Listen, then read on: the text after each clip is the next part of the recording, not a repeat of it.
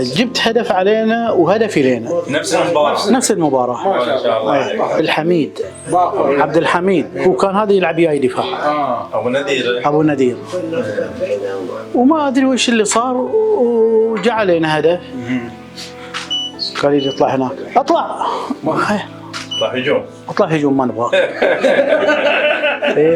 طلعت وبالصدفه جايه كوره، انا احب الكور خاصه المرتفعه شويه، ادزها صاروخ وتدخل. ما شاء الله. جو وجت الكوره بالصدفه، قمت انا شدختها اللي يقول لي ارجع الخروج برا، رغم انه مو مثل الحين مهيئ لك كل شيء. الاول تطلع اي مكان تسلم ريال. يعني ايامنا لازم تسلم ريال. الرحلات انا زي اذكر مره من المرات كان مسؤول عنا الله يذكره بالخير الله يعافيه جعفر سعود، ورحت اشكي الحالي لابو سعود جعفر ما عندي ذاك جوتي. قال لي دبر حالك. كيف ادبر حالي؟ اخذ سياره، الشباب اللي وياي رجال فهمني كيف؟ قال خذ سياره نيسان 260 خذ سياره واحنا بنعطي قيمتها بالاقساط واحنا اللي بندفع. ما شاء الله والله واخذ سياره.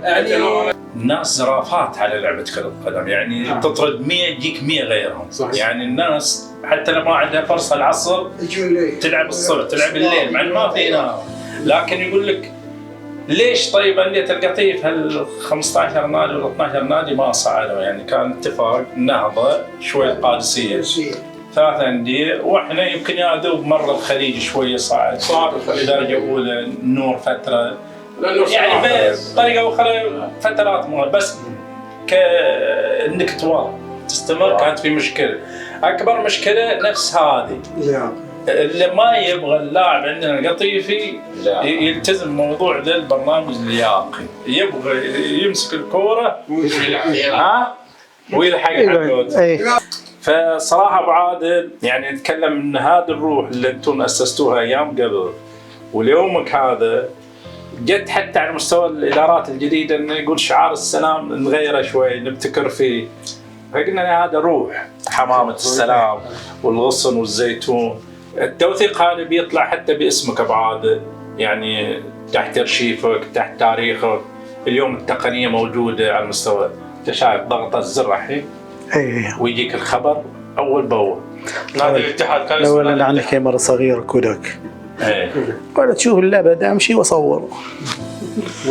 والفيلم كم فيه؟ 36. وين كنت تغسلهم ابو عادل؟ غسل في القطيف. زين اول كاميرا دخلتها ابو عادل هي كوداك واسود وابيض. اسود وابيض. هذا اللي نقول لما تشوف الصوره عبد الله فرج في العواميه صحيح. فهمت ممكن الامير فيصل بعد تصور ما ادري يمكن انا متوقع في استمروا ويا النادي تلاحموا مع النادي وكذلك النادي عليه تجميع يجمع هالشباب. تجميع الشباب فهمت يبغى له متابعه. فاذا الرؤساء النادي ما جمعوا الشباب وش استفاد النادي؟ روحهم بهالشباب. الشباب هم عماد النادي. يعني في العوامية بالذات ما اعتقد ان في بيت يمنع اولاده من الانضمام للنادي. كل عبارة اولياء الامور ماشيين مع النادي، لكن على النادي برضه يعمل آلية معينة إلها الشباب عشان التجميع يجمعهم. فهمت كيف؟ مو مثل الأول.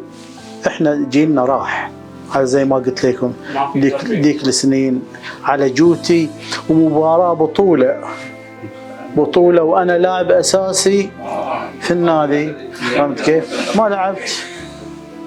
ليش؟ لأنه ما عنده جوتي.